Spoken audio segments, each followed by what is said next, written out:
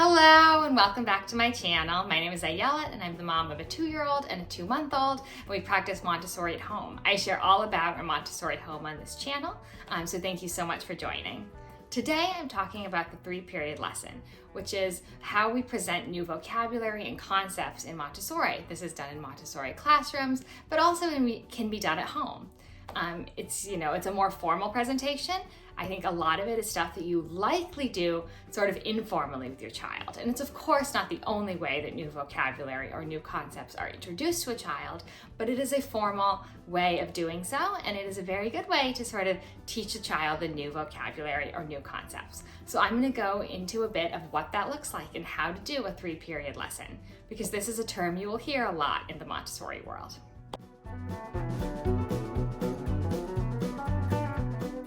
So the 3-period lesson refers to a lesson on vocabulary or concept that has 3 different periods.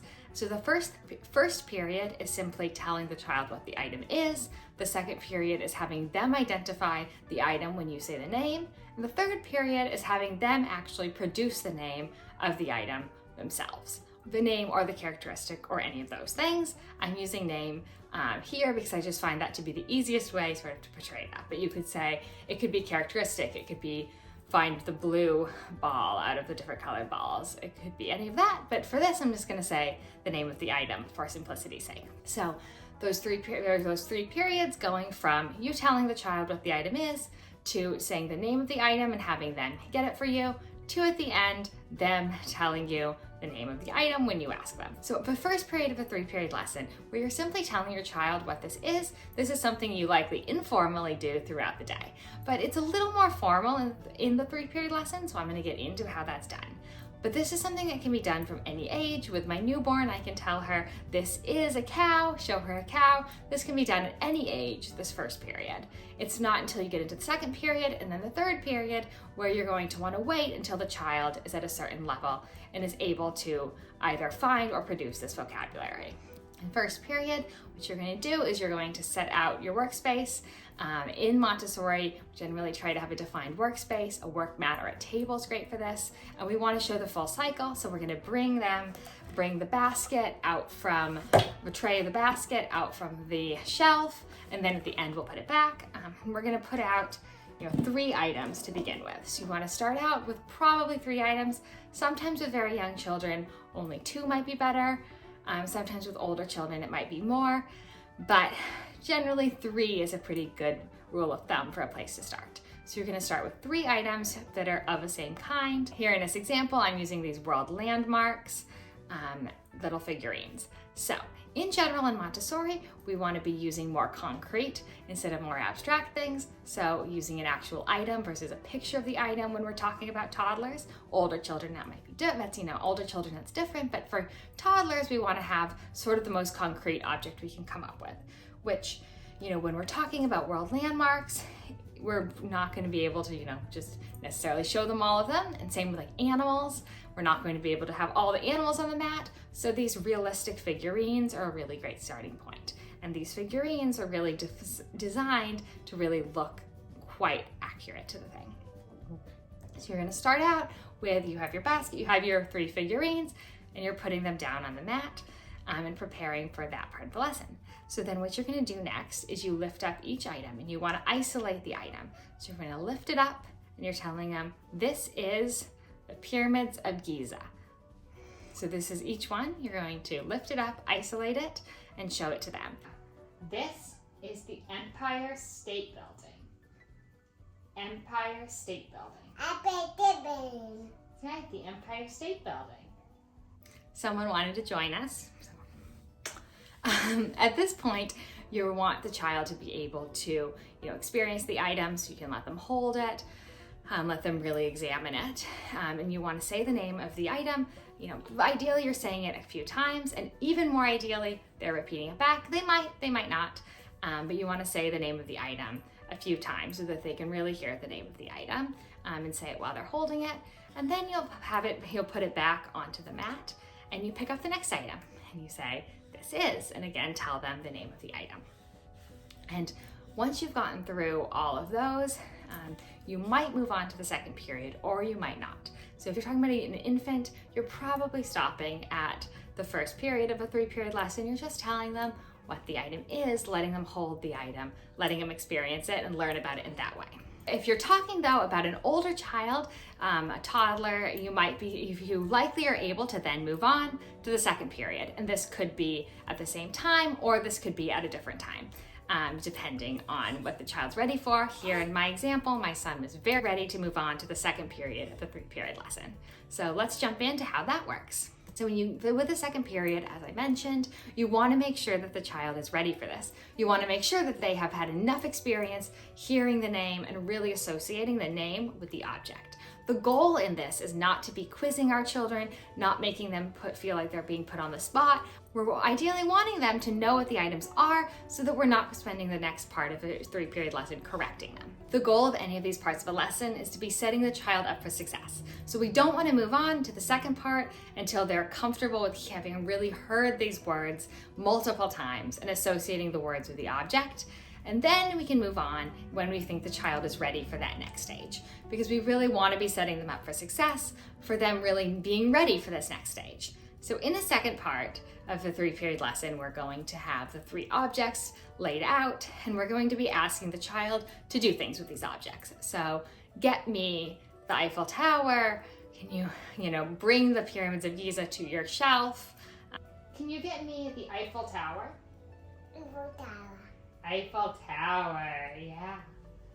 Can you get me the pyramids of Giza? Pyramids of Giza, that's right.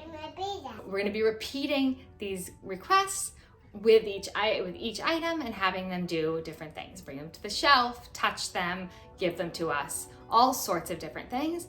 And we can just continue, we want to continue repeating this a few times so that they get practice associating the name with the item. And they're not being asked at this point to say the name of the item. So this is not a time where we're asking them what it is. We are just asking them to get the item, to touch the item, to do any of these things with the item. So at this point, it's all about identification, but not about them actually recalling and reciting the name themselves. A few things to keep in mind here. One is that we want to start with the object that we did last during the last period of the 3-period lesson. So this applies also with period 3, but in period 2, we want to be starting with the object that we last talked about in the first period. So for last one we said was, this is the Eiffel Tower. Now we're going to start and we're going to say, can you get me the Eiffel Tower? Same with each of these things. Once we've gone through those a third time, we're going to start over again with the last one. And this is just because this is what's fresh in a child's mind. And it's again all about really setting them up for success. It's fresh in their mind. And so we're going to ask them that one. This is an important part of the 3-period lesson because they're really associating the name with the object and really putting those two together, but not yet being asked to come up with the name themselves. And so if a child does say, or does choose the object that is not what you asked for, if you said touch the pyramids of Giza and they touch the Eiffel Tower, you would just say, that is the Eiffel Tower. And you don't want it to feel like it's correcting, just say, just tell them what that one is. They hand you the Eiffel Tower, thinking it's the Empire, when you've asked for the Empire State Building, thank you for the Eiffel Tower. And it's just, you want to make sure you're still associating the correct word with the one that they've handed to you, but try to avoid making it feel like a correction as much as possible. Again, ideally, they've really learned these words in a first period, but it's totally normal if there's still some mistakes at this point. And just make a note to go back and teach that word again.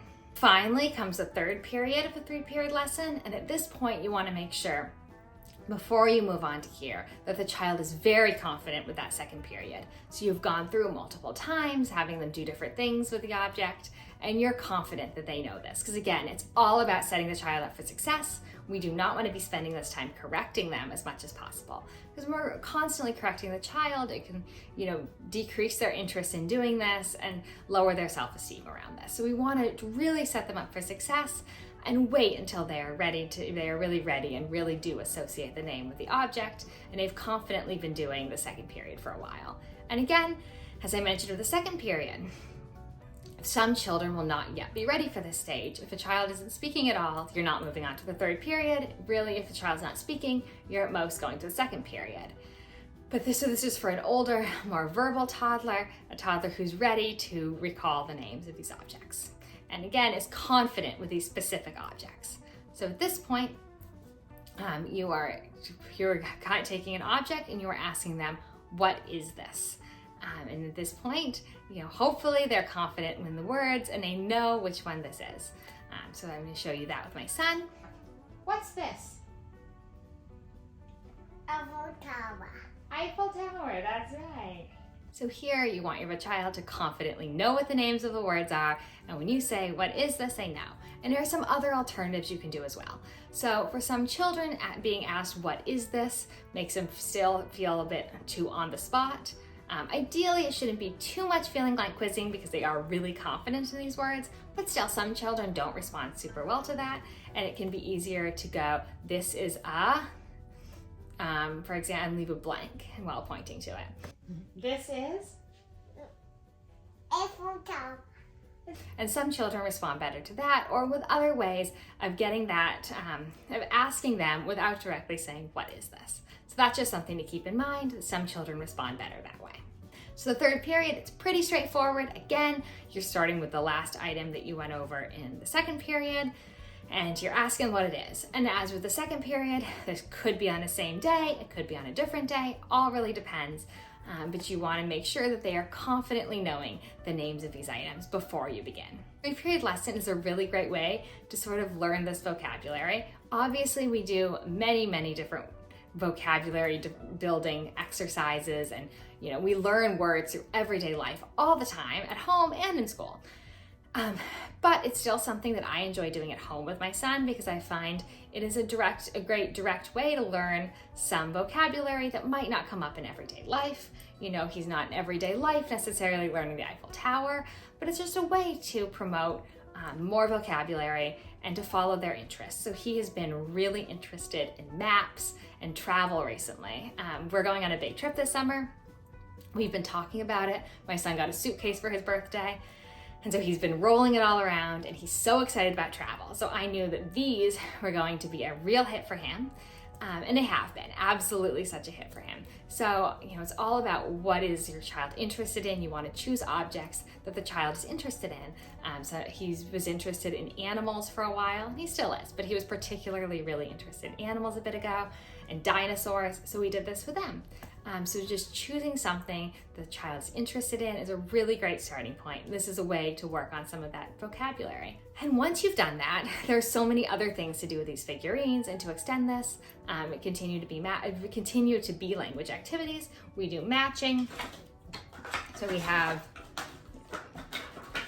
I can't find my Eiffel Tower one right now, but we have these cards and he matches to the cards. And here he'll be saying, Statue of Liberty while doing this. And if he doesn't, sometimes I will, but usually he is at this point. Eiffel Tower.